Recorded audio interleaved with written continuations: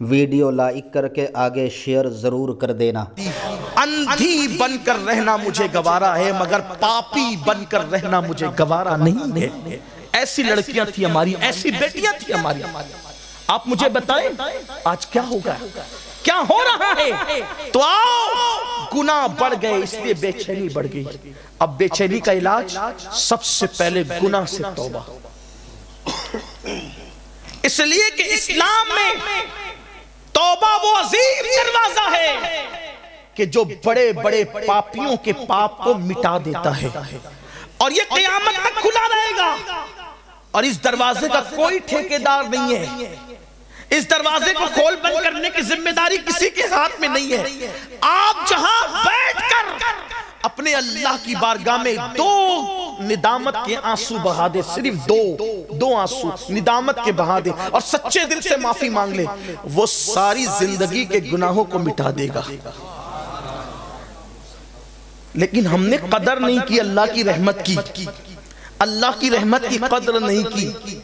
ایک مرتبہ ایک سردار، عرب کے سردار جن کا نام تھا دحیہ کلبی، دحیہ کلبی بہت خوبصورت تھے وہ، اور بہت مالدار بھی تھے، بڑے سردار تھے۔ آقا کی تمنا تھی کہ کاش یہ بندہ مسلمان ہو جائے، اگر یہ مسلمان ہو گیا تو اسلام کو بہت عروج ملے گا۔ حضور کی تمنا تھی، اللہ نے محبوب کی تمنا کو کب روکنا تھا؟ تمنا پوری ہوئی، ایک دن ملنے آئے، آقا نے اپنی چادر بچھا دی ان کے لیے، انہوں نے چادر اٹھائی، سینے سے لگایا، میں کب قابل ہوں اس چادر پہ بیٹھنے کا؟ آقا علیہ الصلوۃ والتسلیم نے فرمایا دحیہ مسلمان ہو جاؤ۔ کہا حضور مسلمان ہی لیکن ایک کھٹکا ہے، توجہ کریں، ایک کھٹکا ہے۔ کیا کھٹکا ہے؟ آقا قبیلے کا سردار ہونے کی وجہ سے جتنی بیٹیاں پیدا ہوئی سب میرے ہاتھ میں لا کے دی گئی، اور میں نے اپنے ہاتھوں سے ان بچیوں کو زندہ دفن کیا۔ قبیلے کی 500 بچیاں اپنے ہاتھوں سے اکیلے دفن کیا ہے، کیونکہ سردار تھا، بچیوں کو دفن کرنا نیک کام سمجھا جاتا تھا، تو نیک کام یہ میرے ہاتھ سے کروایا جاتا تھا، معاذ اللہ۔ حالانکہ وہ نیکی نہ تھی، اللہ اکبر، بڑا جرم تھا وہ، اور بہت بڑا جرم تھا۔ آج بھی بیٹیاں دفن ہو رہی ہے۔ عرب کے ظالم لوگ بیٹیوں کو زمین میں دفن کرتے تھے، عجم کے ہوشیار مسلمان اپنی بیٹیوں کو گٹروں میں بہا رہے، گٹروں کے اندر۔ اتنے ہوشیار ہو گئے ہو، رحمت للعالمین کے امتی ہو کر بیٹیوں کو گٹروں میں بہا رہے ہو۔ آپ کہو گے کیسے بہا رہے؟ ہاں، جب کوئی ماں کے شکم میں بچی پرورش پاتی ہے، الٹرا ساؤنڈ کے ذریعے سے، سونوگرافی کے ذریعے سے، حکومت کے ڈر اور خوف سے بڑی بھاری رقمیں دے کر کے چیک اپ کرواتے ہو، پیٹ میں بیٹا پل رہا ہے کہ بیٹی پل رہی ہے؟ اگر پیٹ میں بیٹی پل رہی ہوتی ہے تو اس کو چمچوں سے کاٹ دیا جاتا ہے، اس کو چھری سے پیٹ کے اندر کاٹ دیا جاتا ہے۔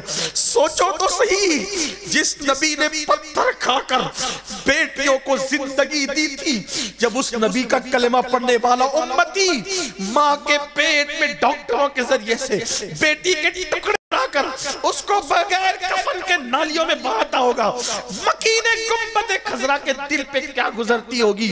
اور آج کل کی عورتیں بھی، مجھے تو بیٹا چاہیے، بیٹا، مجھے بیٹی نہیں چاہیے۔ اے میری بہن، تو بھی تو بیٹی ہے، اگر تیری ماں نے بھی تیرے لیے یہی سوچا ہوتا تو کیا تو دنیا میں آتی؟ کیا تو دنیا میں جنم لیتی؟ اور سن لو، بیٹیوں سے نفرت کرنے والوں، میرے نبی کا فرمان ابن حجر مکی نے لکھا ہے کہ جب کسی گھر کے اندر بیٹی پیدا ہوتی ہے تو 70,000 فرشتے اس گھر میں اترتے ہیں، اور چاروں طرف سے اس بیٹی کو گھیر لیتے ہیں، اس کے سر پہ ہاتھ رکھ کر کہتے ہیں اے کمزور جان سے پیدا ہونے والی کمزور جان، جب تک تو اس گھر میں رہے گی ہم بھی اسی گھر میں رہیں گے۔ مجھے بتاؤ، جس گھر کے اندر صبح و شام 24 گھنٹے 70,000 فرشتے رہتے ہو، اس گھر کے اندر بے چینی کیسے ہوگی، بے قراری کیسے ہوگی؟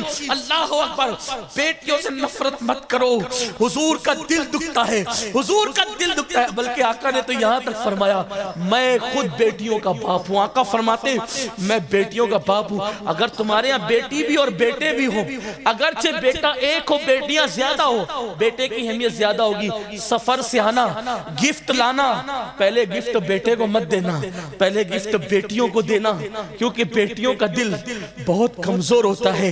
آقا فرماتے پہلے بیٹوں کو دو گے نا تو بیٹی کا دل دکھے گا، اور میرے نبی نے فرمایا جس نے بیٹی کا دل دکھایا اس نے مجھ محمد کا دل دکھایا۔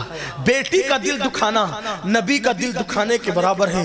بیٹی بہت قیمتی ہے، انہیں پیٹ سے کاٹ کر کے مت بہاؤ گٹروں میں، ورنہ اللہ کا ایسا عذاب آئے گا کہ دنیا کی کوئی طاقت تمہیں اللہ کے عذاب سے بچا نہیں سکے گی۔ بیٹیوں کو کاٹ کر کے کچروں میں پھینکنے والوں، اور اب تو زندہ بیٹیاں بھی پھینکی جا رہی ہے، اب تو زندہ بیٹیاں بھی کچروں کی کنڈیوں پہ مل رہی ہے۔